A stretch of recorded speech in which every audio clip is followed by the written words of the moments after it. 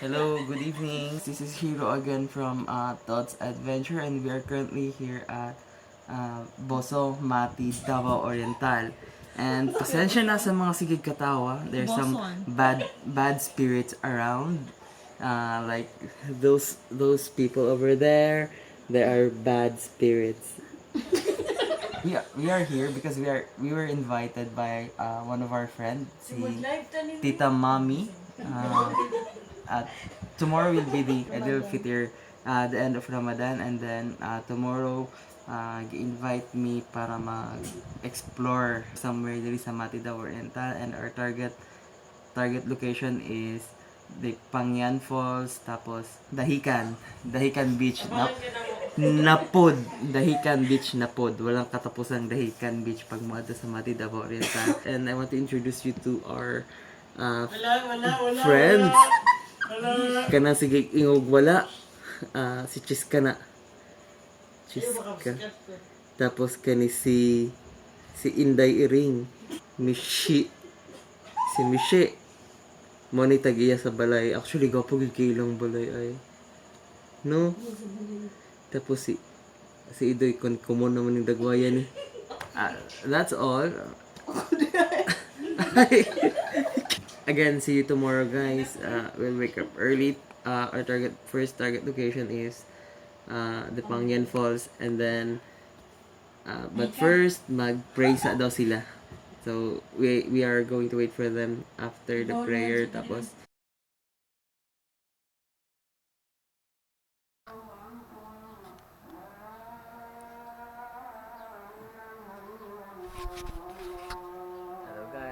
currently using my action cam again, which suddenly revived. Nabuhilag ka rin, and I thought this was already lost.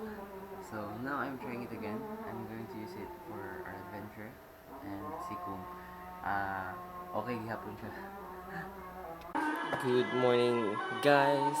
It's already 6 a.m. and we are currently here at Boson, Davao Oriental. Well, as you can see, I'm having my coffee while waiting for our friends to finish their prayers. Today is the Eidl Fitr. Kumbaga, last celebration nila sa Ramadan. And then after this, mag-visit me mga places. So, first of all, ang most top is katong na-mention ako kagabi ang Pangyan Falls, and then after is mga tumi sa Dahican. Actually, naalang sa mo front ang side ang ilahang church, which is dara.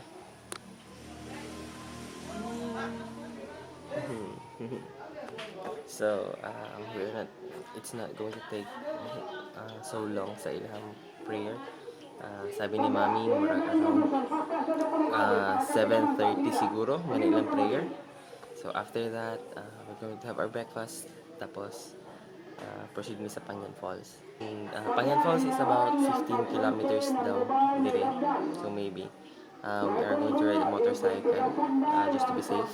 50 pesos per head ang fare sa motorcycle, which is a bit expensive siguro. Anyway, it's okay. Siguro layo lang gid siya. But anyway, we experience it. That's all. I'll come back to you guys when we reach Pangyan Falls. And happy Eidl Fitr!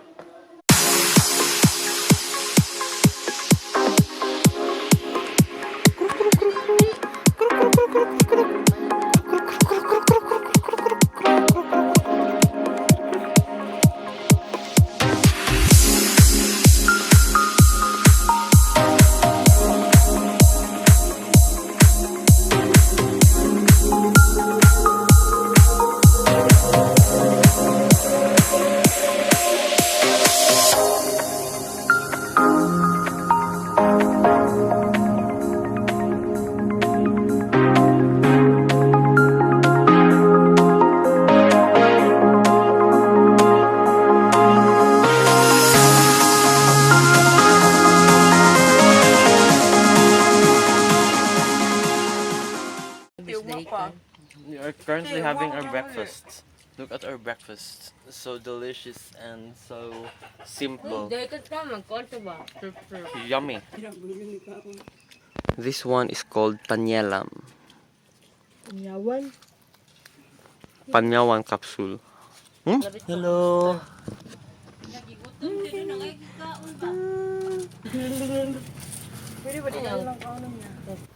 Hi guys. Well, life here is so simple. People here are living in a humble way. Makabot lang ang mangga, makabot lang ang butong. Look at this beauty. A very big mango tree. Well guys, murag madali ang ato ang Pangyan kay murag nato mi diri karon nagkuha og mga butong, kuha og mangga. As of now, na ako under sa very big mango. There she is walking. Just walking. Living in a simple life is very amazing. Oh, guy! Oh, ikaw, video to. Ay, ginoo ko. Dapat gibuhat to ni katong payat pa ka. Ay, di na kaya to. Na sila diri nagkagud og butong. Finally, we are entering the Pangyan Falls here at Lupon, Davao Oriental. Hello guys, here's the place, the Pangyan Waterfalls. Based on our experience, medyo taas-taas pa niya dito. Kita niyo sa whole video na matapos. We are really thankful to Mommy which invited us here. Actually, the place was amazing, simply humble. As of now, we are going to take our lunch here and we are going to proceed sa hot spring. The hot spring is over there. Actually, na sila dito sa hot spring. And also, dito po ito padulong. So, gusto lang kami i-tour gamay sa place.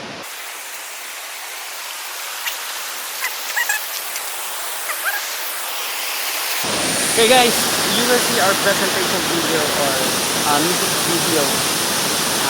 Karon, kita niyo kung saan mag-enjoy ang Pangyan Waterfall and then one click meron ang video.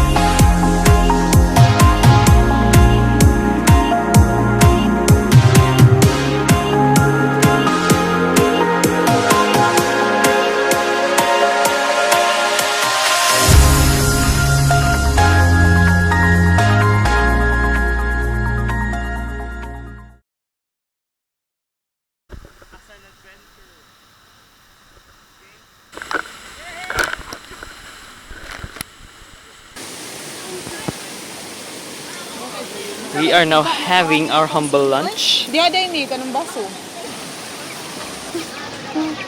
After this sa Pangyan Falls, mag-isip sa Dahican Mat. And then after that, we are going home.